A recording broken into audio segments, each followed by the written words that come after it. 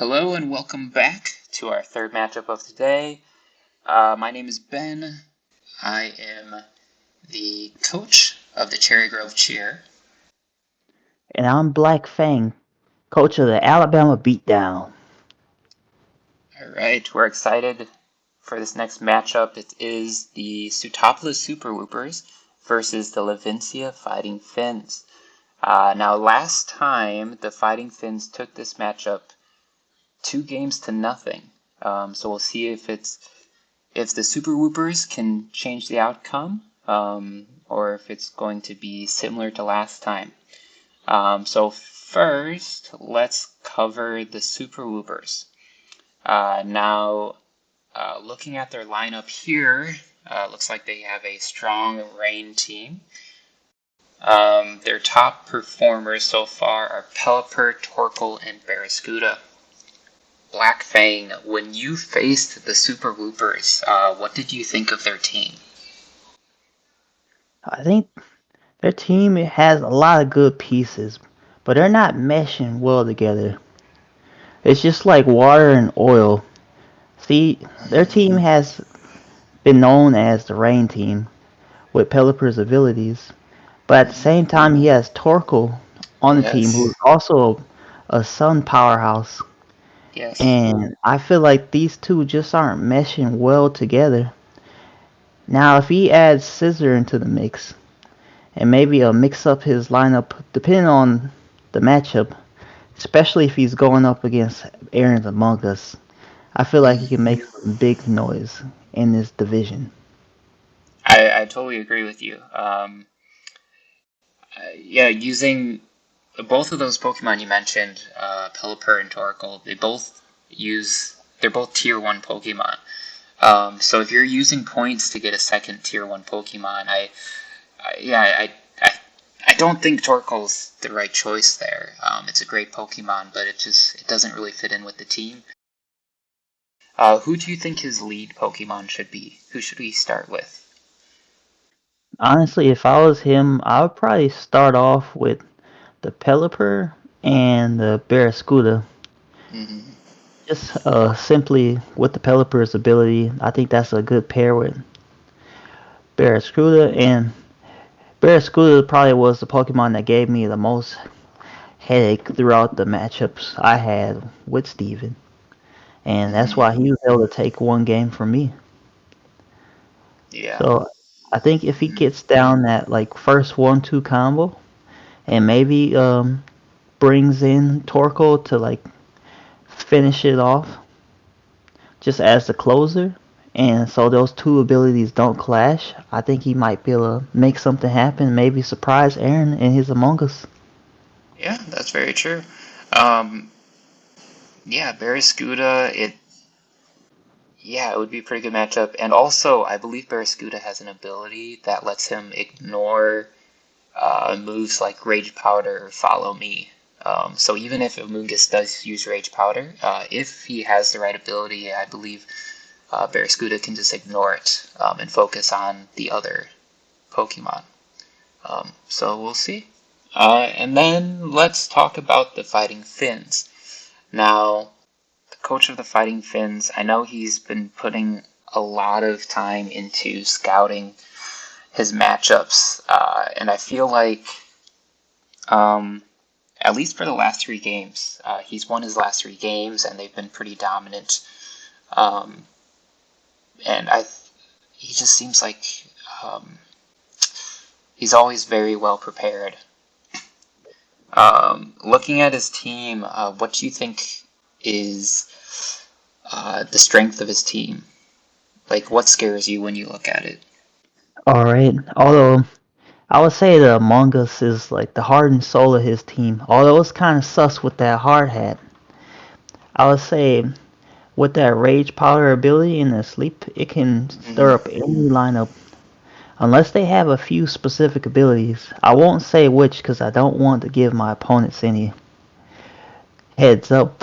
But there are a couple abilities that some of his Pokemon might have that could help against that Rage Powder and that Spore. Or Sleep. Okay, very good. Yeah, For sure, there are definitely ways around it. Yeah, so But I think. other than that, Mhm. I say he has a good bit of offensive like glass cannons as well. But if you can get past his tanky Among Us, his team's a little bit more like bearable.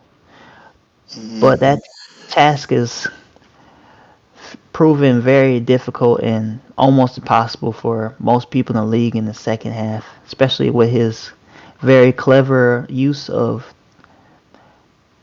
his terror moves and especially with his ghost terror that he'll sneak in sometimes with his Mungus and his crazy diligence to the game. Who do you think the Fighting Finns should lead in this matchup? So I know you did the last one. So for me, I mean, he should definitely bring in the Palafin because that'd be really good in the rain. Um, and I know Jolteon would also be really good. I don't know if I would lead both of them, but I would definitely bring them along. Um, maybe leading Amoonguss and Palafin, and then you could just switch out the Palafin right away just to try to get that hero form, I think. Amoonguss is just really hard to deal with in general, so Yeah, honestly, yeah. I could definitely see Among Us Palafin start lineup and then switch in with the Jolteon. And if he has Thunder on that Jolteon, and if he leaves Okay, out okay. his Pelipper and he switches in the Jolteon, and Mm-hmm. Jolteon has the Thunder, it could be a real problem. I've seen him use Discharge with Jolteon, so that hits everyone on the field, and then usually he has Hippowdon next to him, because since he's ground type, Discharge will not affect him. Okay, so yeah, I'm excited for this matchup, and we will join you for game one.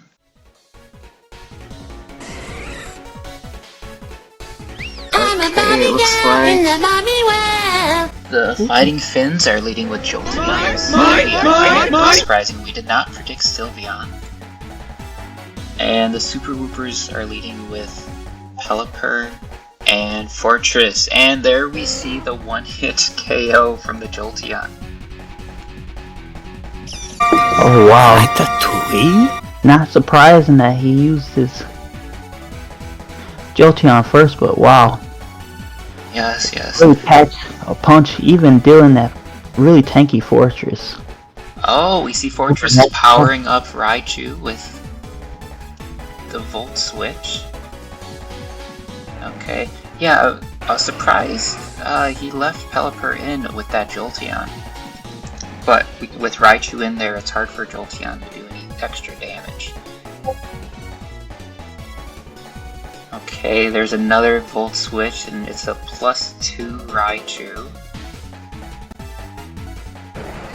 But how is Raichu gonna deal with this Hippowdon? Very easy, apparently. Wow.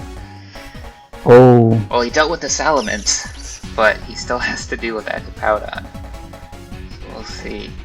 Just keep swimming, just keep swimming. Oh, and there it is. His ace in the hole. There's Scooter, but the rain's not up right now. I mean... Oh, wow. One-shots him without the rain. It's a Thunder Fang. He survives because of the Reflect. It's not looking good for the Super Woopers. Oh, not enough damage there. This might be it.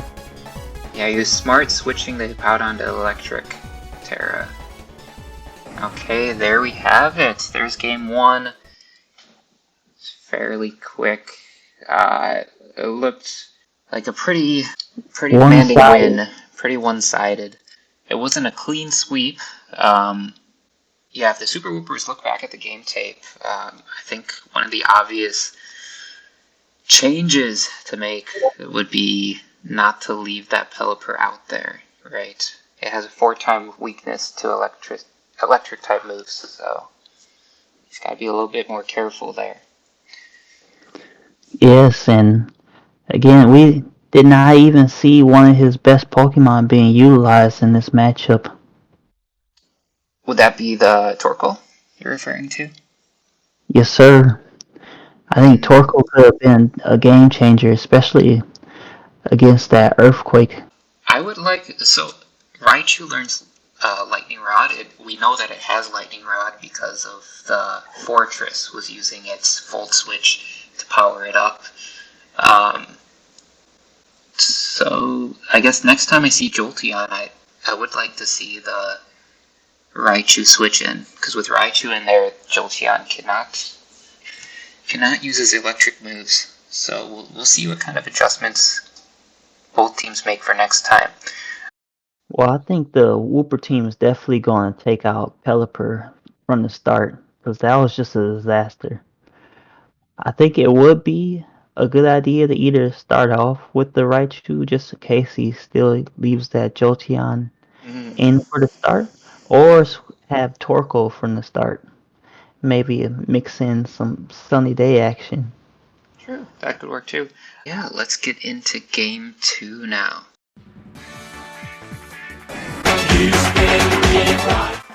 Alright, welcome back to game 2. Looks like Steven, the Super Woopers are starting with Fortress and Raichu.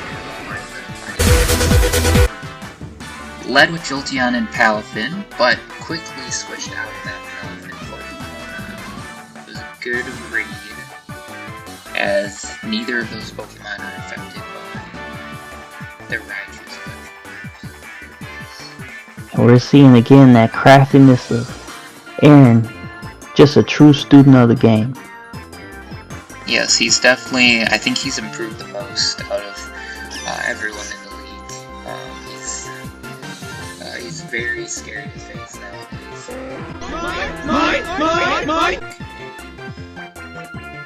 Super Woopers are able to get that rain up. Let's see if they're able to make good use of it.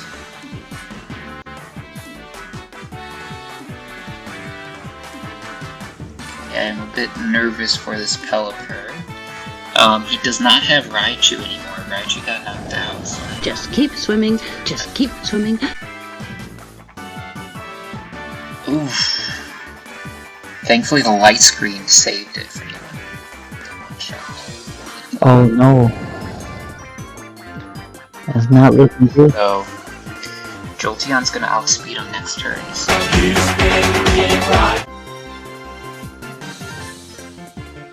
Oof. The Fighting Finn's really putting the beat down today on the Super Woopers. Alright, they're down to their last Pokemon, and there it is. Jolteon finishes him off. And that's going to do it for Game 2. Even more dominating than the first game. Jolteon really took over. I think once Raichu got knocked out, there wasn't much of a counter. Well, I was hoping Steven could make a good adjustment, but looks like Aaron made the bigger adjustment, especially at the beginning by just gauging who Team Wooper was gonna use and then switching in that Hippowdon, and that really just threw a huge wrench in Steven's plans. So Aaron with the in-game adjustments and just showing his superior knowledge and studying of the game. True. So I think Super Woopers are going to have to go back to the drawing board and really figure out what they can change for next week. In the meantime, I think the Fighting Finns ought to be pretty happy with this win, don't you think?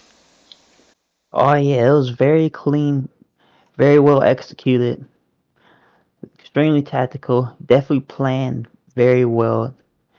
He had Batman-esque prep time preparation for this matchup, and it showed. Yes. Okay, with that win, the Fighting Finns are able to hold on to their second place in the standings currently. They're looking very strong. Um, and the Super Woopers are sitting in 6th place. So neither of them move. They kind of hold on to their spots.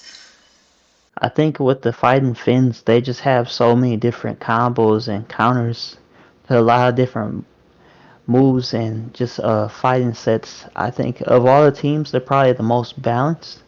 But what really makes them deadly is just how tactical they are with all the different strategies they employ.